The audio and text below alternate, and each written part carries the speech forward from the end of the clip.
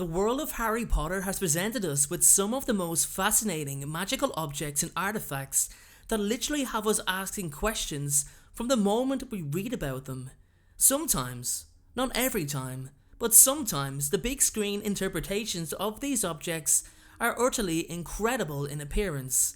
One such magical object is the Mirror of Erised, a magical mirror that originally appeared in the first Harry Potter book, The Philosopher's Stone.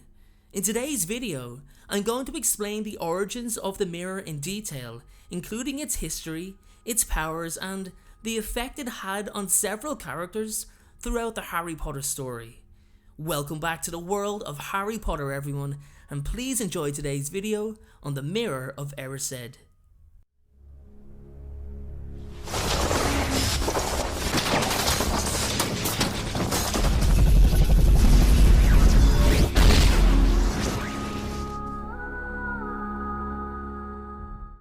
Okay everyone, so let's begin with the origins of the mirror from the information available from the books and Pottermore.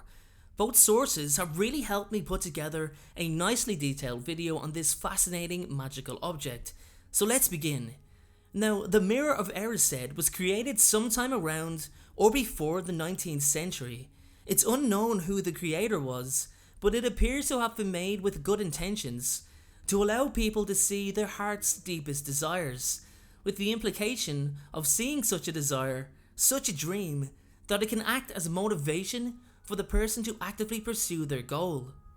The trouble with this viewpoint is the fact that there are some things that just cannot be made possible, certain dreams that simply cannot come true. The danger is seeing a clear visual representation in the mirror before you, in comparison to imagining something in your head, is quite a big difference. Imaginative thought can allow you to return to reality. However, because the mirror's reflection was so clear, so vivid, numerous wizards and witches became lost in its echo, unable to escape their perfect fantasy. Although those people somehow willingly accepted such a fate, some were even driven mad by seeing their most desperate, deepest desire presented before them as a mere image confined within the frames of the mirror, unable to achieve, unable to grasp what they are witnessing. So over the years, it begins to become apparent that the mirror only does more harm than it does good. Nobody knows how the mirror came to be at Hogwarts, though it has been there for over a century. Since Hogwarts has had many teachers who have come and gone over the years, many of them have brought and left interesting artifacts on the grounds in that time. So it's not out of the ordinary to assume that this was the case with the Mirror of Erised. Now, the mirror's magic appears to be of ancient origin. Its ability to portray not only what's in the mind of the user, but to be able to create a visual, an image that may not even exist, is an incredible feat of magic in itself. So it's also not too strange to again assume that the reason the mirror was brought to Hogwarts in the first place was for the professors there to examine and study the magical properties of it. The most noted piece of information about the mirror is the fact that what the person sees can change, if their greatest desire changes also. The mirror is large, ornate, and highly decorative, with what appears to be gold and or bronze etchings and markings across the frame.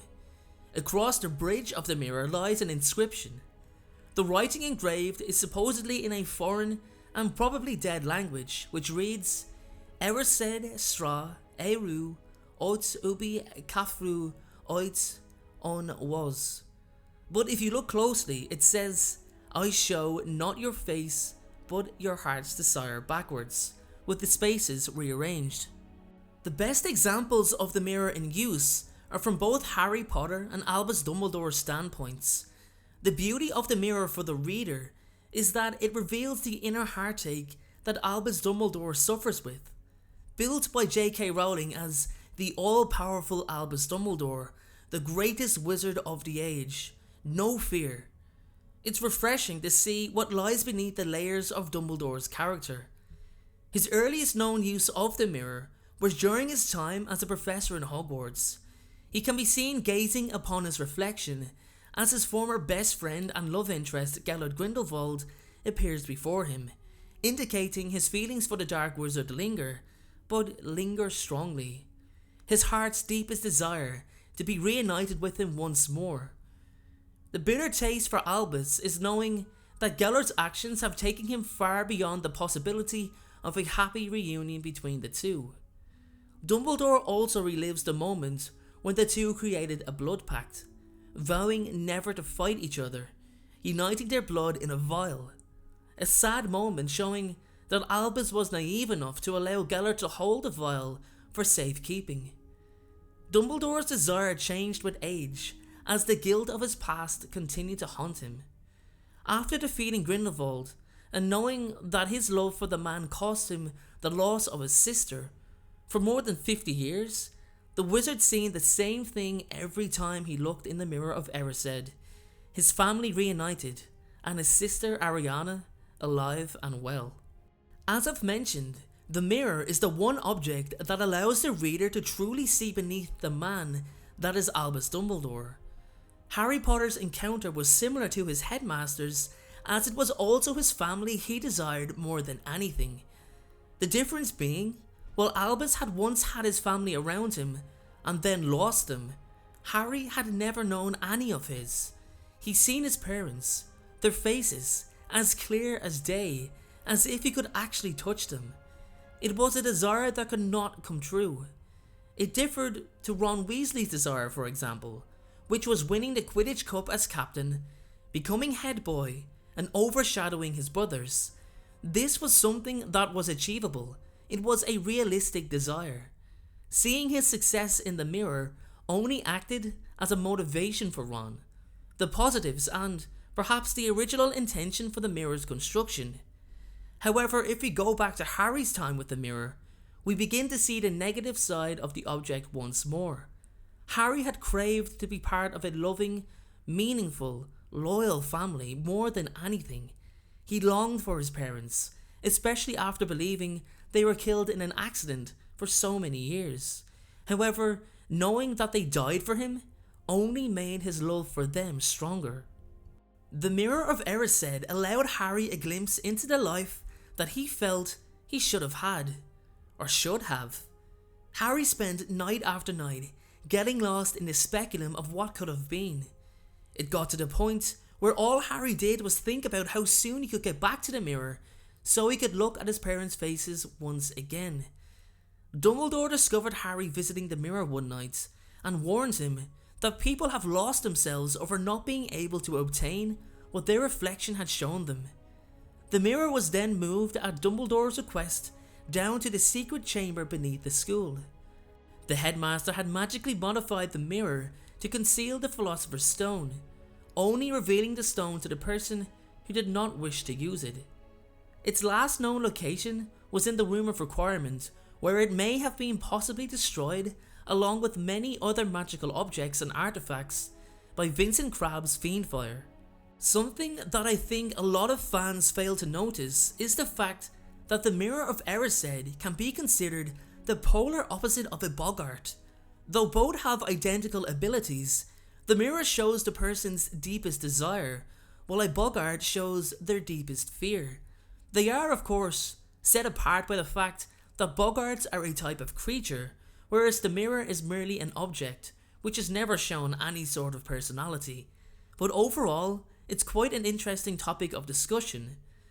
In conclusion, it appears that the mirror's creation was not intended to cause harm, though the fact that those with a more desperate desire appear to have a weaker will when around the mirror is quite disturbing. The Mirror of Erised is definitely one of the standout objects of the Harry Potter universe, and I definitely wouldn't be surprised if it made future appearances in the forthcoming Fantastic Beasts movies. Well everyone, with that being said, that is my explanation video on the Mirror of Erised. Now, my question for you is, what would you see if you looked into the mirror? Now, if this is too personal a question for you, then don't worry, by all means, please keep that secret to yourself. But if you would like to share what you would see if you looked into the Mirror of Erised, then please let me know in the comment section below. Thanks again, and I'll see you all in the next video. Thank you so much for watching. I truly appreciate your support. Everyone, notifications of uploads are more important than ever. So please, if you haven't already, turn those notifications on to make sure you're notified the moment my video goes live. Making videos is what I love to do, it's my dream and my passion. However, it does cost time and money to produce this content, so if you have $1 to spare to support me on Patreon in exchange for some exclusive unseen content, then you can click the Patreon link below or at the end of this video. Please only support me if you can afford it. And make sure to follow me on Instagram at InstaDeanJ and on Twitter at PotterFolklore. Check out my other videos appearing on screen, and please make sure, most importantly, to hit that subscribe button. Thanks again everyone, and please have a great day.